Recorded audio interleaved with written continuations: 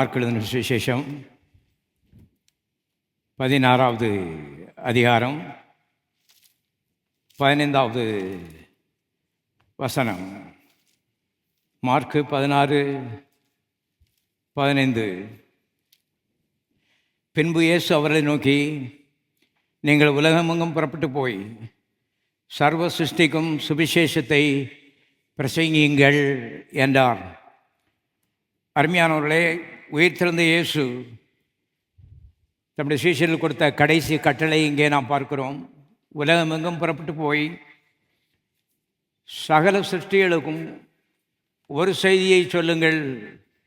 அது என்ன செய்தி? சுவிசேஷம். தொடர்ந்து நாம் பார்த்து கொண்டு வருகிறோம். சுவிசேஷம் என்பது நற்செய்தி.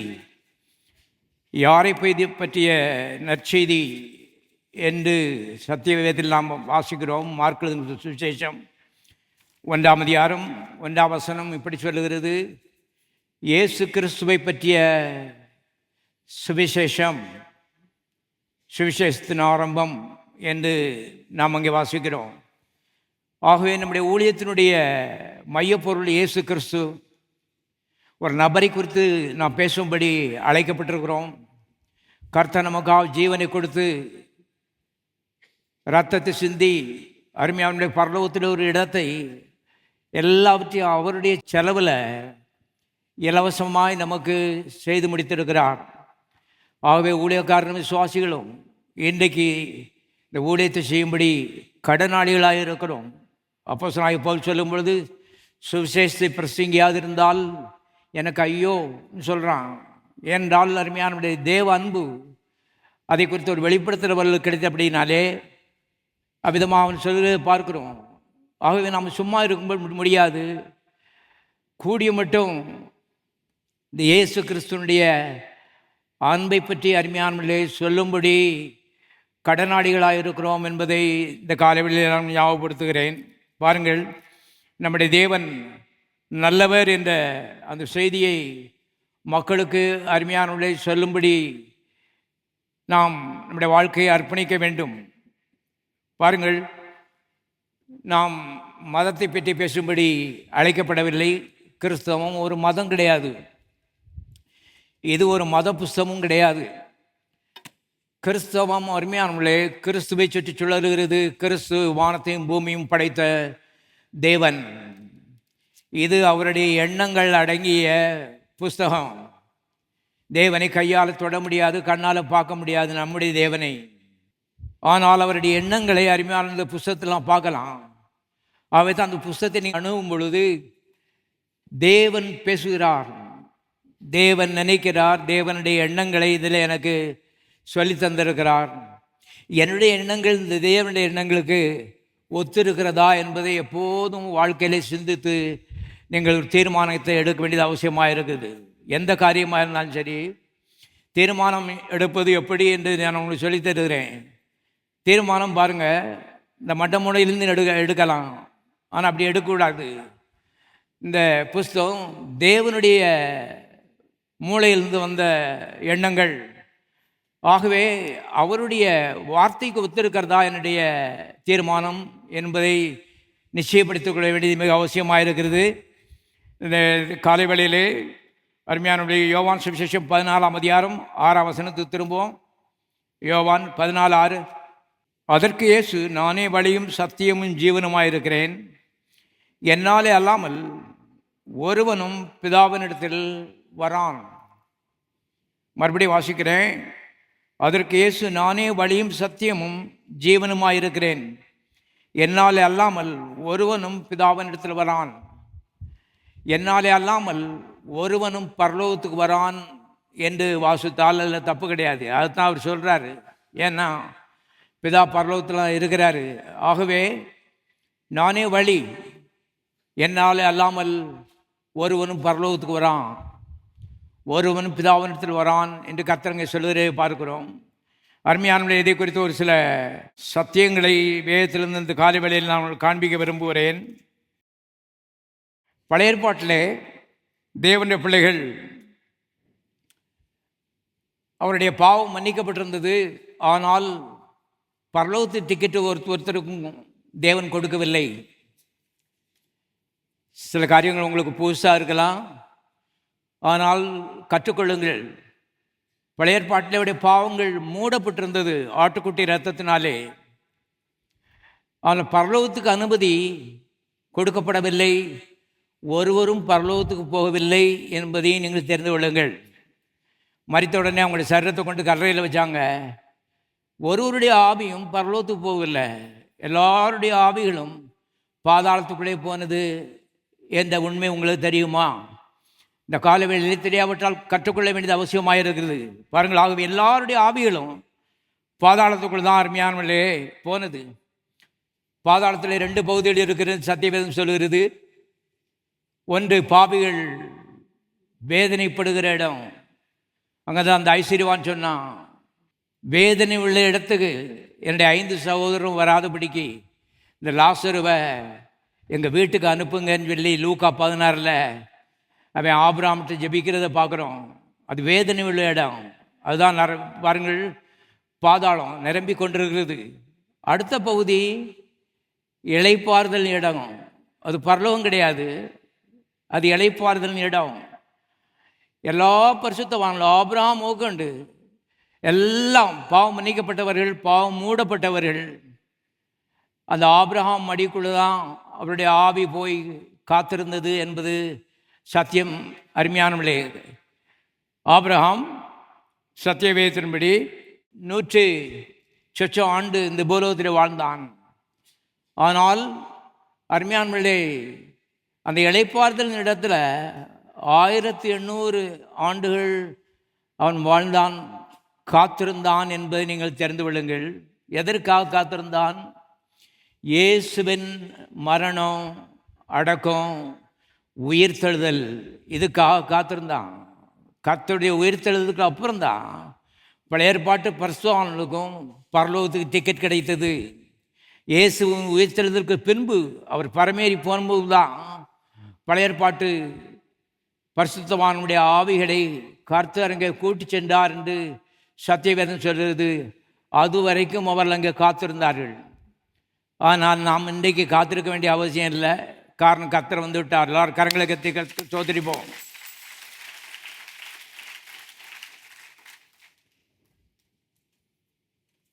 ஆபிரகாமுடைய மடியை குறித்து வாசிப்போம். லூக்கா சுவிசேஷம் 16வது அதிகாரம் 22வது வசனம்.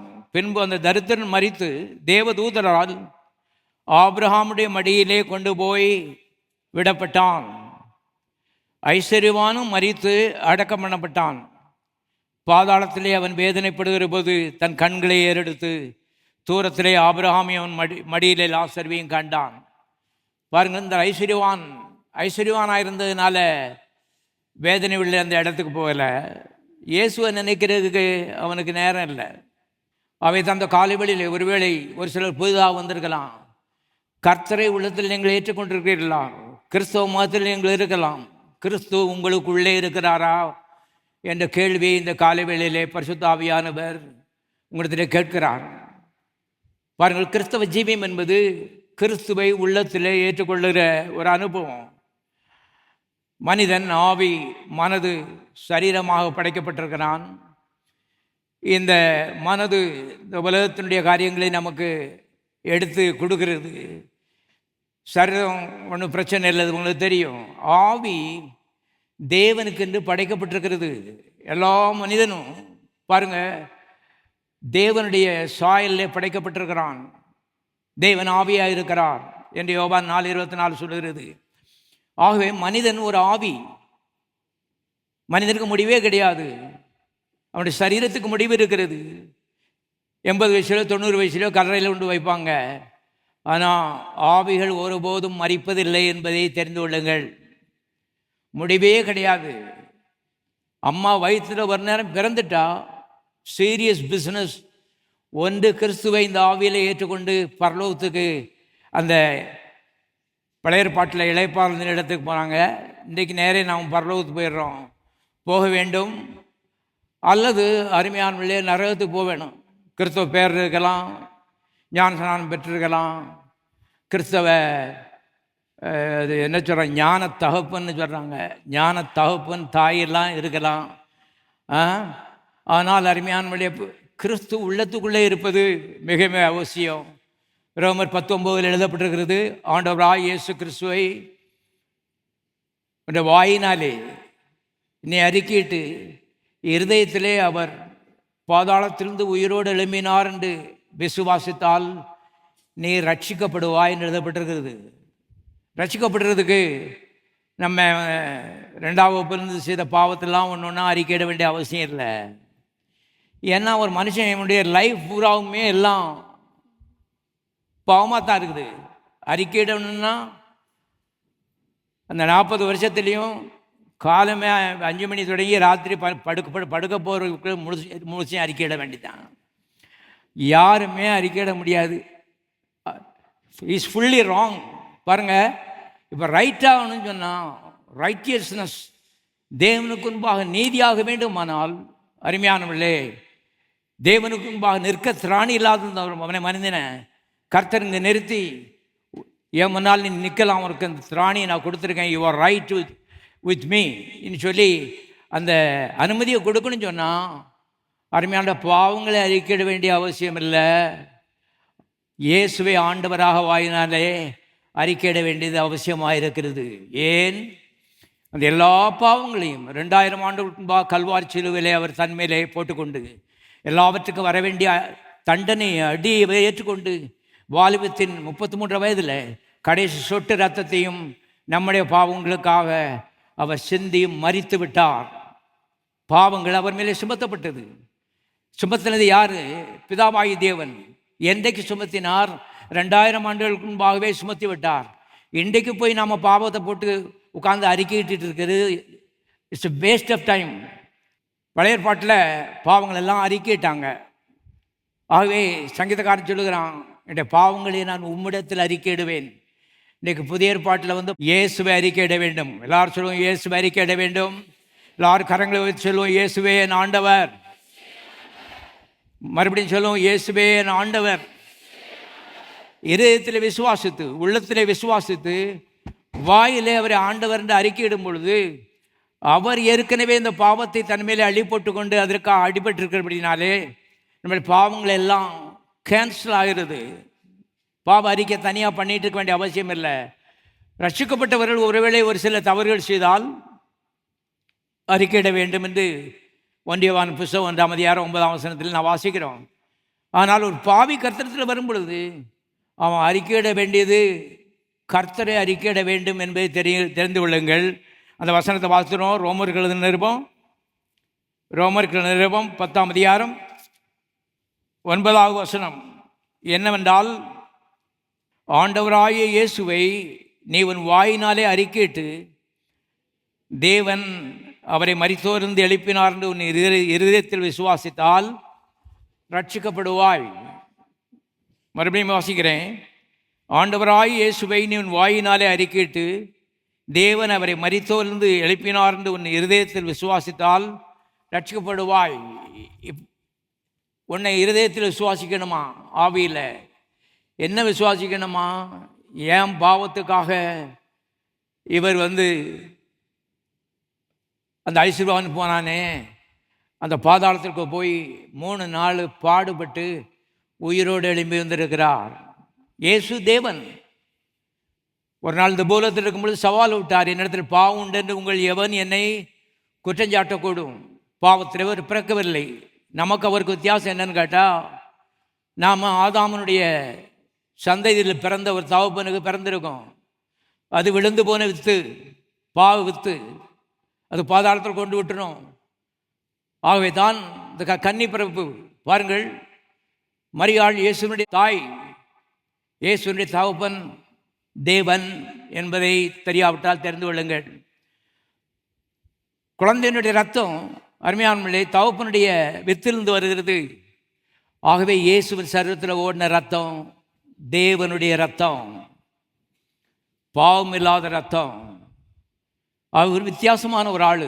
அதனால தான் அவர் சொல்கிறார், நீங்கள் தாழ்விலிருந்து உண்டானவர்கள், நான் உயர்விலிருந்து உண்டானவன் சொல்கிறாரு யோவான் 8. அதாவது ஏதோ ஜாதியை பற்றியோ அல்லது சமுதாயத்தை பற்றியோ அவர் பேசலை. நீ ஆதாமுக்கு பிறந்திருக்க, நான் தேவனுக்கு பிறந்திருக்கேன். நீ பூலோகத்திலிருந்து பிறந்திருக்க, நான் பரலோகத்திலிருந்து என்ன செய்திருக்கேன், பிறந்திருக்கேன். அப்படிப்பட்ட பரிசுத்த தேவன் பாதாளத்துக்குள்ளே 3 நாள் நரகத்தில் போய் பாடுபட வேண்டிய அவசியம் என்ன? எதற்காக போனார்? எனக்காக போனார். நம்முடைய மீறுதல் நிமித்தம் இயேசு காயப்பட்டார்.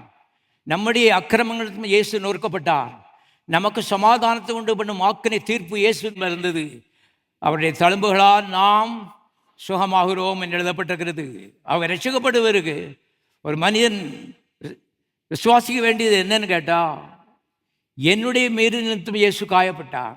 நான் காயப்படல, ஆனால் காயம் இல்லாமல் பரலோகத்துக்கு போய் சேர முடியாது. காயம் இல்லாமல் நரகத்துக்கு தப்ப முடியாது. Sin is a serious business. பாவம் என்பது பயங்கரமான ஒரு சக்தி என்பதை திட்டமாக நீங்கள் தெரிந்து கொள்ளுங்கள்.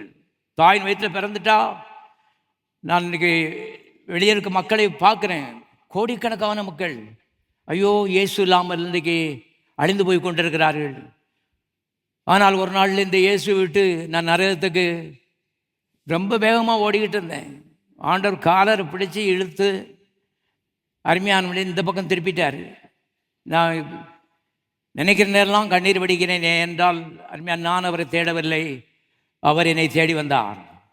நீங்கள் என்னை தெரிந்து கொள்ளவில்லை, நான் உங்களை தெரிந்து கொண்டேன். எத்தனை பேர் இந்த காலையில் ரசிக்கப்பட்டவர்கள்? எல்லாரும் கரங்களை தட்டி கத்து சோதரிப்போம். இஸ்ரவேலே நீ பாக்கியவான், ரட்சிக்கப்பட்ட ஜனமே உனக்கு ஒப்பானவன் யார்? ஒருவனும் இல்லை என்பதை தெரிந்து கொள்ளும். இந்த காலை வேளையிலே அது இல்லை இது இல்லைன்னு கவலைப்பட்டு கொண்டிருக்கிறவர்கள் தூக்கி எல்லாவற்றையும் எரியுங்கள். இயேசு இருக்கிறார். எல்லாரும் கரங்களை தட்டி சோதரிப்போம். அவர் மத தலைவர் கிடையாது. அவர் வானத்துக்கும் பூமிக்கு சொந்தக்காரன். சூரியனை படைத்தவர், நட்சத்திரங்களை படைத்தவர், உலகத்தை படைத்தவர். அடிக்கடி சிந்திங்க நம்ம ஆண்டவரை பற்றி. ஆகவே இது கிறிஸ்தவ சாமி இல்லை, இது அல்லது வெள்ளக்கார சாமி இல்லை, இது வானத்துக்கும் பூமிக்கு சொந்தக்காரன். எல்லாரும் கரங்களை தோத்திடுப்போம். அவர் என்ற பாவத்தை மன்னித்து அருமையானுள்ளே வெறுமையாக இருந்த என்ற ஆவிக்குள்ளே அதை ஆலயமாக மாற்றி உள்ளே வந்து விட்டார். எதற்கு? பாரமாக இருப்பதற்கு அல்ல, உதவி செய்வதற்கு. எல்லாரும் சத்தமாக சொல்லுவோம், உதவி செய்வதற்கு. உள்ளே வானத்தையும் பூமியும் படைத்தவர் இருக்கிறார். அவர் உனக்கு உதவி செய்ய விரும்புகிறார். அவரை ஒரு நாள் உள்ளே கூப்பிட்டுருக்கிறாய், நீ செய்ததெல்லாம் அவ்வளவுதான், மற்றதெல்லாம் அவர் செய்திருக்கிறார். உங்கள் அப்பா ரத்த சிந்தலை, உங்கள் பெரியப்பா ரத்த சிந்தலை, வதைக்கப்பட்டு உனக்காக ரத்த சிந்தி இருக்கிறார். இதெல்லாம் மனதில் வைக்க வேண்டியது அவசியமாக இருக்கிறது. அருமையான கவனியங்கள். ஆகவே பழைய ஏற்பாட்டு பரிசுத்தவான்கள் ஒருவர் கூட பரலோகத்துக்கு போக முடியல. ஏனோக்கும் எலியோவும் எடுத்துக்கொள்ளப்பட்டார்கள் பைபிளில் போட்டிருக்கு. அநேக வேத வியாக்கியானிகள் கருதுகிறார்கள் பரலோகத்துக்கு போக முடியாது. ஏன்? வாசல் திறக்கவில்லை, பரலோகம் அடைக்கப்பட்டிருந்தது. ஆதாம் அடைச்சிவிட்டாத. அருமையான என்றைக்கு தவறு செய்தானோ அது வானத்தை பாய்த்து விட்டது. சிங்கம், புலி எல்லாவற்றையும் பாய்த்து விட்டது. பூமியை பாய்த்து விட்டது. இந்த சர்வலோகத்தையும் பாதித்து விட்டது. ஆகவே ரோமர் 8 வாசிக்கும் போது எனக்கு ஆச்சரியமாக இருக்கிறது. சர்வ சிருஷ்டியும் 2ஆம் வருகைக்காக மிகுந்த ஆவலாய் காத்திருக்கிறது என்று சத்தியவேதம் சொல்லுது. ஆண்டவர் வந்துட மாட்டாரா? ஒரிஜினலாக எல்லாவற்றையும் ஆக்கிட மாட்டாரா? இப்படி பூமி குலுங்கிட்டு இருக்க எதுக்காக உருவாக்கப்படவில்லையே? அமைதியாக இருக்கும்படி கர்த்தர் இதை உருவாக்கினார். பாருங்கள். ஆகவே அருமையானவர்களே, சர்வ சிருஷ்டியும் 2ஆம் வருகைக்காக காத்திருக்கிறது எழுதப்பட்டிருக்கிறது. கர்த்தர் எந்த பிரச்சனையும் காரணம் கிடையாது. எந்த பூகமும் எந்த சுனாமியும் இது வரைக்கும் கர்த்தராலே வந்தது கிடையாது. எந்த குடும்பத்தில் எந்த பிரச்சனையும் அவர் பண்ணதில்லை. அவர் நமக்கு உதவி செய்வதற்காக நமக்கு கூடவே இருக்கிறார். உள்ளே இருக்கிறார், கூடவே இருக்கிறார், நம்முடைய பட்சத்தில் இருக்கிறார், நம்முடைய சகாயராக இருக்கிறார். எல்லாரும் கரங்களை தட்டி சோதரிப்போம். 2 பேர் பழைய ஏற்பாட்டில் எடுத்துக்கொள்ளப்பட்டார்கள். நான் பரிசமோடு யோசிக்கிறோம், என்ன பெரிய ஆச்சரியம்னு சொல்லி. அவங்க கூட பரலோகத்துக்கு போகல. காரணம், பரலோகம் திறக்கவில்லை. பரலோகத்தின் வாசல் திறக்கவில்லை. இயேசு வந்து இன்றைக்கு திறந்து விட்டார். எல்லாரும் கரங்களை தட்டி சோதரிப்போம். இயேசுவின் மேன்மையை பற்றி பேசிக் கொண்டிருக்கிறேன். எந்த காலத்திலே வாழுகிறோம் என்ற ஒரு ஞான அறிவு நம்முடைய உள்ளத்தை நன்றியினால் நிரப்போம். எப்போதும் அருமையான அது இல்லை, இது இல்லை, இது இல்லை, எது இல்லை, இதை பார்க்குறதுக்கு விட்டு ஆண்டவரே உமக்கு நன்றி. இன்றைக்கி சங்கீதக்காரன் அது பேதுரு பாருங்க, தேவாலயத்துக்கு ஜெபிக்கிறதுக்கு போனான். போகும்போது அங்கே நொண்டி உட்காந்துக்கிட்டு இருக்கான். உட்காந்துட்டு இருக்கும்போது அவன் ஏதோ சில்லறை கிடைக்குன்னு சொல்லி அவன் எதிர்பார்த்தான். இவன் சொல்கிறான், வெள்ளியும் பொன்னும் என்னிடத்தில் இல்லை, ஆனால் என்னிடத்தில் உள்ளதை உனக்கு என்ன செய்கிறேன், தருகிறேன். நசரேயனாகிய இயேசுவின் நாமத்தினாலே எழுந்து நட. என்ன இருக்கிறது என்ற ஒரு அறிவு இன்றைக்கு தேவனுடைய பிள்ளைகளை மேம்பட செய்யும். என்ன இல்லைன்னு யோசிக்கிறது பிசாசு நம்மளை பிடிச்சி கீழே இழுத்து போட்டது, கவலைப்படுறதுக்கு அருமையானே வழியை வைக்கிறான் என்பதை தெரிந்து கொள்ளுங்கள். ஆகவே ஏனோக்கும் ஏலியாவும் பரலோகத்துக்கு போகல, இயேசுவின் வருகைக்காக என்ன செய்தார்கள், காத்திருந்தார்கள். எல்லாரும் சொல்லுவோம் காத்திருந்தார்கள். எல்லாம் வெயிட்டிங் தான் பூராவும்.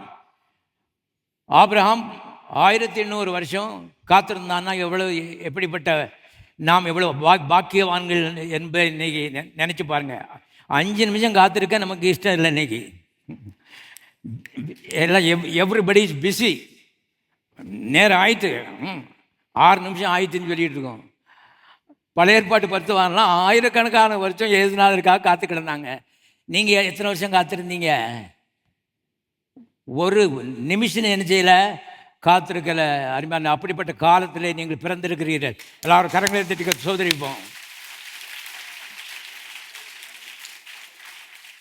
ஆகவே மேன்மையான ஒரு காலத்தில் நம்ம இருக்கிறோம் என்பதை எப்போதும் அறிந்து கொள்ள வேணும். எவ்வளவோ ஒரு பின்னடைவான காலத்தில் இருந்து மக்கள் அருமையானவர்களே கர்த்தரை வைராக்கியமாக பற்றி பிடித்திருக்கிறார்கள். நாம் அன்றைக்கி முன்னடைவான காலத்தில் வாழ்ந்து கொண்டு இருக்கிறோம். கிருபையின் காலம் இது, அன்பின் காலம், மன்னிப்பின் காலம் இது, வாழ்வின் காலம், தேவன் மக்களை ஆசீர்வதிக்கிற காலம். அதில் அந்த காலத்தில் வந்து பிறந்திருக்கோம். அடிக்கடி நான் யோசிக்கிறேன், ஆண்டவரே நல்ல விலைக்கு நீர் இந்த பூலோகத்தில் நடந்த நாட்களில் நான் பிறக்கலை. ஏன்னா எத்தனையோ பக்திமான்கள், பரிசேர், என் வேத பாரகர்கள் பாருங்கள், அவங்க கூட்டத்தோடு சேர்ந்து என்னத்தையாவது தப்பாக செய்து நரகத்துக்கு போய் சேர்ந்துருப்பேன். நல்ல விலைக்கு பிந்தி பிறந்துட்டேன். இன்றைக்கி எல்லாம் தெளிவாக இருக்கும். கர்த்தர்னா யார், பரிசேர்னா யார், வேதபாரனா யார், எல்லாம் கிளீனாக அருமையானுடைய பரிசுத்த ஆவியான் நமக்கு என்ன செய்கிறார், கற்றுக் கொடுத்து கொண்டு இருக்கிறார். எல்லாவற்றையும் வெளிப்படுத்தி கொண்டு இருக்கிறார். ஆகவே இந்த காலவேளையிலே அருமையானவர்களே என்ன குறைவுகளோடு வந்திருக்கிறீர்களோ எல்லா குறையும் நீக்க அவர் வல்லவராக இருக்கிறார். உங்களால் முடியாது, அவரால் முடியும். இந்த அறிவு எப்போதும் பாருங்கள், என்னையும் சேர்த்தான் சொல்கிறேன். ஒரே நாளில் இதெல்லாம் நாங்கள் கற்றுக்கொள்ளவில்லை. காலப்போக்கில் பரிசுத்த ஆவியான இதை நம்ம கற்றுக் கொடுக்குறார். உதவி செய்கிறதுக்காகவும் கூட இருக்கிறேன். ஒன்றால் முடியாது, என்னையால் முடியும். மனிதராலே கூடாதவைகள் தேவனாலே கூடும், தேவனாலே எல்லாம் கூடும். யோபுவுக்கு பாருங்கள், அறிவு வந்தவன் சொன்னான், தேவரீர் சகலத்தையும் செய்ய வல்லவர், நீர் செய்ய நினைத்தது தடைபடாதுன்னு சொன்னான். ஏன்னா இதெல்லாம் அறிவினாலே வருகிற காரியங்கள். ஏன்னா தேவனை பற்றி மட்டமாக பேசிக்கிட்டே இருந்தான். ரொம்ப 30 அதிகாரத்தில் தேவனை பற்றி மட்டமாக பேசிக்கிட்டு இருந்தான். கடைசியில் கண்ணு திறந்த உடனே அவன் சொன்னான், ஐயோ கண்ணு இப்போ தான் திறந்துருக்குது. தேவரீர் சகலத்தையும் செய்ய வல்லவர். அருமையானே, உங்களுக்குள்ளே இருக்கிற ஆண்டவர், அவர் ரட்சகர், பாவத்தை மன்னித்திருக்கிறவர் மாத்திரமல்ல, அவர் உங்களுக்கு உதவி செய்யும்படி நல்ல காலத்திலே உங்களை வைத்திருக்கிறார்.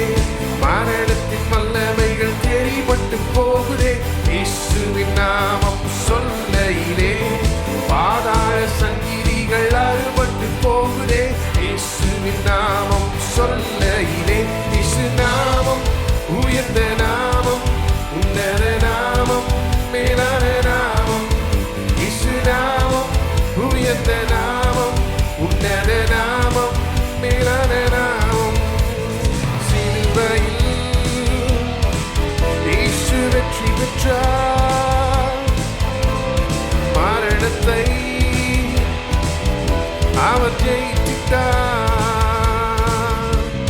சிலுவையில் இயேசு வெற்றி பெற்றார். மரணத்தை அவர் ஜெயித்தார்.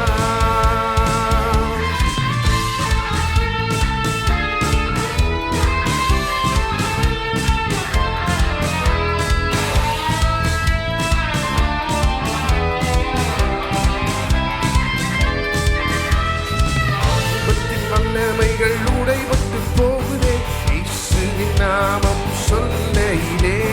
வியாதியின் வல்லமைகள் விலகியே போகுதே இயேசுவின் நாமம் சொல்லையிலே. பாவத்தின் வல்லமைகள் உடைபட்டு போகுதே இயேசுவின் நாமம் சொல்லையிலே. வியாதியின் வல்லமைகள் விலகியே போகுதே இயேசுவின் நாமம் சொல்லையிலே. இயேசு நாமம் உயர்ந்த நாமம், உன்னத நாமம், மேலான நாமம். இயேசு நாமம் உயர்ந்த நாமம், உன்னத நாமம், மேலான நாமம். சிலுவையில் இயேசு வெற்றி பெற்றார். மரணத்தை அவர் ஜெயித்தார். சிலுவையில் வெற்றி பெற்றார். மரணத்தை